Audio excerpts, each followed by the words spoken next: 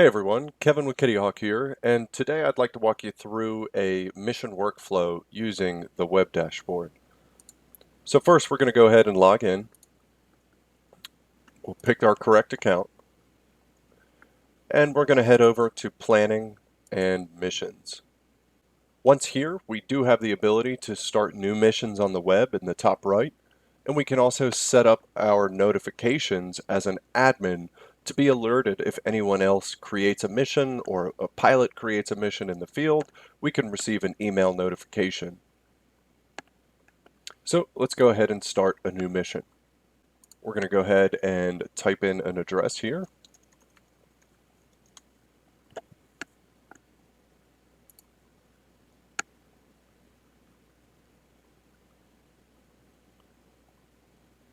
Okay, so we're going to be doing some flying in this area.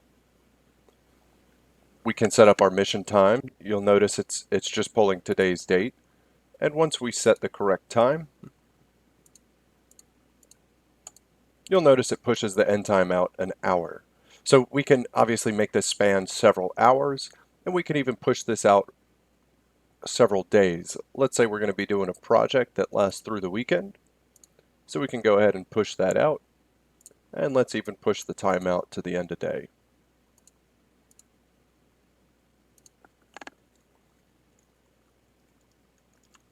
We'll go ahead and call this Kittyhawk demo to keep it simple. And you can see just by using the search function up here, we're pulling the address, we're pulling the lat long coordinates, and we can even add some notes for the pilot. So let's say maybe this is a gated community. We can say, security code, pound 1234, check in with security guard Steve, and any other details that you'd like to include. And keep in mind, the pilot can also edit this in the field and provide some feedback for this mission. So if we just add some separation, I'll show you how to do that from the pilot's end. We'll go ahead and sign the correct pilot. And we're not using any predefined locations, so we're going to leave that one blank. So just by creating this mission, we now have a sample of the airspace. Here's our weather data, our location, some details for the pilot, and everything's looking pretty good here. So obviously we are in controlled airspace here. We will need to file for LANs, which we can also do from the web. Before we get there, let's say we're scheduling this for a pilot. We want to define which drone, so we can specify a drone. And we can even tell the pilot which batteries we need to bring. So this is usually the case if we need specialized equipment like infrared or a zoom camera or anything like that. We can detail that out during this process. We also have the ability as an admin to define the checklists. So we want to run a pre-flight, post-flight. Let's include our arrival on scene and maybe a mid-mission for battery swap. And we'll go ahead and add those. So we've now defined the checklists, and as the pilot starts logging these checklists, they will populate here. And as they run their risk assessments, they'll populate here. And the document section, this can be used for maybe we need permission to be on premise, we might need permission to record. I think a good example is to attach the pilot's 107 information and the aircraft registration. So once we connect this to the mission, our compliance documents can now live here. And if I open this as an example, you can see we have a digital copy available right through the platform. Now, we do need to file for LANs here. So in this instance, we're going to hop over to our airspace and plan for this LANs. And we're going to pretend that we're actually the pilot going out and doing this. So we are in our airspace tab. Let's go ahead, pull up the same location. There it is. And as we zoom in here, everything else looks good. This is a 100-foot grid, so we can get instant approval up to 100 feet here. And if we did need to go above that, the further coordinated LANC authorizations are currently limited to enterprise users. The FAA requests that we submit these at least 48 hours in advance, but honestly, the sooner the better. They do say it could take up to 90 days, so as soon as we know we have a flight in an area like this, especially in a 0-foot grid, we'll want to file for this LANC authorization as soon as possible.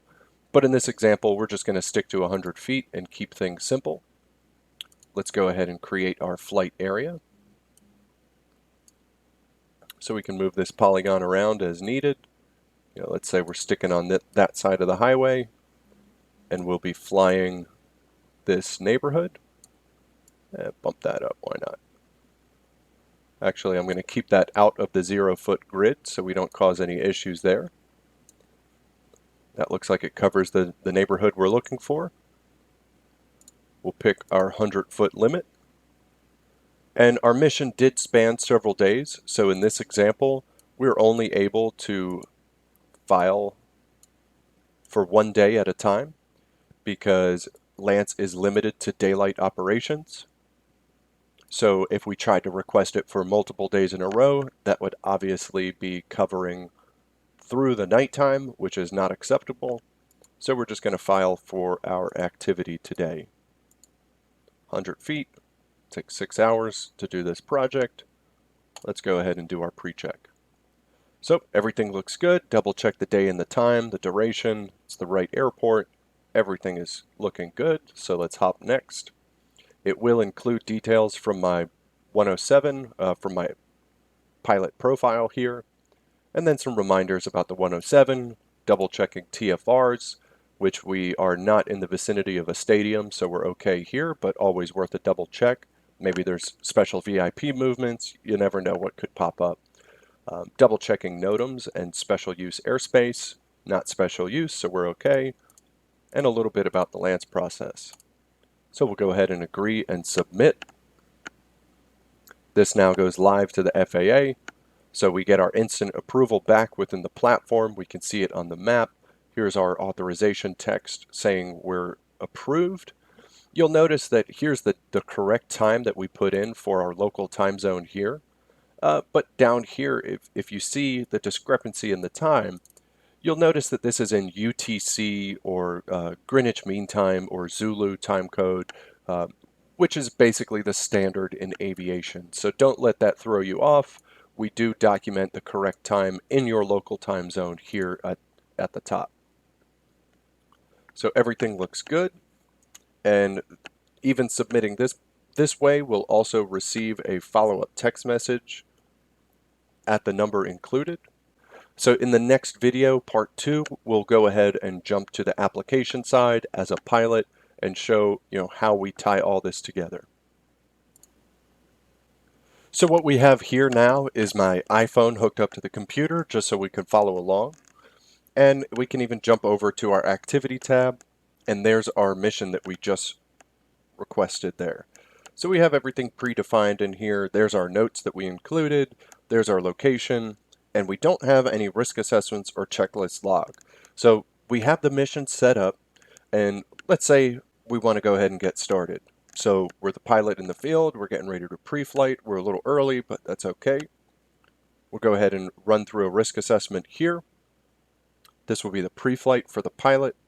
We'll go ahead and link it to the mission, link that same aircraft, and you'll notice that note section exists throughout the platform. So any comments, notes, feedback you want to throw in those fields, there will always be one available. So I have other videos on this, so we're going to run through this pretty quick. We'll automate as much as possible, but we will have to respond to some of these questions. Let's say we're just doing some basic here. We will have a VO. It's sparsely populated. There are some houses in the area. Clear flight path though. No critical infrastructure nearby. We are using landing pad and cones to define the takeoff area, and we do require authorization. So you'll notice I'm actually standing outside of controlled airspace now, but if we were at the flight location, it would also correctly pull this information. We do have the weather and forecast in here as well. It is during daylight hours. Everything looks good there. Nice green score, 24%. So we've logged our risk assessment. Let's go ahead and log our pre-flight. This is another generic example. Running through genuine parts, everything's charged, the gimbal locks off, propeller secure, firmware is up to date. We did look at the airspace and the pilot as a risk factor in the risk assessment. Double check our sensors, make sure we have enough satellites for GPS mode. Do we need any sun hoods or anything like that? And these checklists are completely customizable, so you could even throw, any information you'd like for your pilots in there. So let's not forget to attach it to the aircraft and the mission, and we'll go ahead and log that checklist. And since I'm hooked up to the computer, I won't be able to demonstrate the drone. But what I would like to do, let's say we're flying a non-supported, aircraft, or we have to use some sort of ground control software that actually controls the drone, and we want to ingest at least our compliance data for that operation. So we can add a manual flight here, and we'll just use the timer as a function to record. The drone takes off, it runs its mission, comes back and is completed. We'll stop the timer. We can even minimize the screen and hop over to other apps if needed. The timer will continue to run. We'll tap that and use this time to record a new flight. So you'll see just by doing this, we capture the time of date, we capture the duration for the flight hours for the pilot and currency recency, wear and tear hours on the aircraft, as well as time on the batteries. So we also capture local weather, we capture the airspace where the pilot's standing, and with just a few taps we can define the mission. Let's go ahead and link that authorization that we just requested. We can define the aircraft and even down to the battery if needed. And the lat long, let's just pull our coordinates here. There's the notes again, and go ahead and log that. So now that we've done our checklist, our risk assessment, and done a mock flight, we're going to jump back to the web dashboard here. And we're going to go back to our mission that we just set up. Just going to do a quick refresh. Same mission, same details, there's our airspace. And now you can see all the data is starting to populate here.